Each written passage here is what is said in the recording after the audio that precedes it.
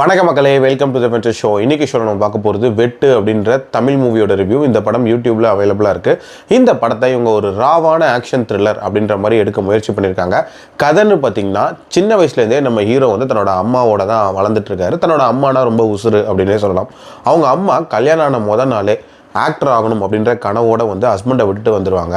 And கர்ப்பமும் ஆயிடுவாங்க. And அவங்க பிள்ளைய வந்து சின்ன வயசுலேருந்து அவங்க தனியாக வளர்த்துட்டு இருக்காங்க.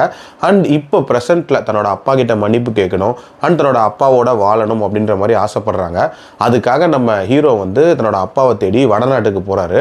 அங்கே அவர் ஒரு கறிக்கடை வச்சு நடத்திட்டு இருக்காரு. அவருக்கு ஒரு கல்யாணமும் ஆயிருக்கும். போன இடத்துல அவருக்கு என்ன மாதிரியான சம்பவங்கள் நடக்குது அண்ட் வில்லனோட அந்த குடும்பத்துக்கு என்ன மாதிரியான பகை உண்டாகுது அண்ட் டுவர்ட்ஸ் எண்ட் என்ன ஆகுதுன்ற மாதிரி நிறைய விஷயங்களை சொல்லக்கூடிய ஒரு படம் தான் இந்த படம். சின்ன வயசுல விட்டுட்டு போன அப்பாவை தேடி போகக்கூடிய பையன் அப்படின்ற தீம்லேயே தமிழ் சினிமாலேயே ஏகப்பட்ட படங்கள் வந்துருச்சு.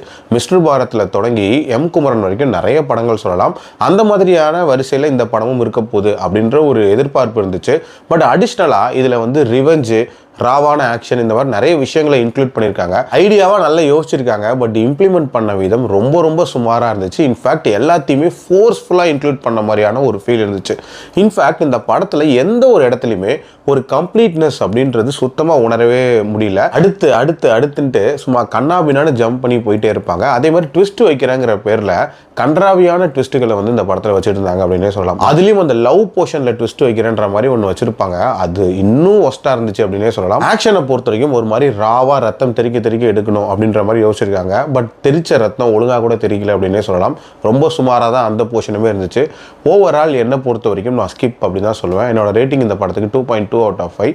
அடல்ட் கண்டென்ட்டை பொறுத்த வரைக்கும் வைலன்ஸ் அப்படின்றது இருக்கும். மற்றபடி பார்க்கலாம். மீண்டும் அடுத்த விமர்சனத்தில் சந்திக்கிறேன். நன்றி, வணக்கம்.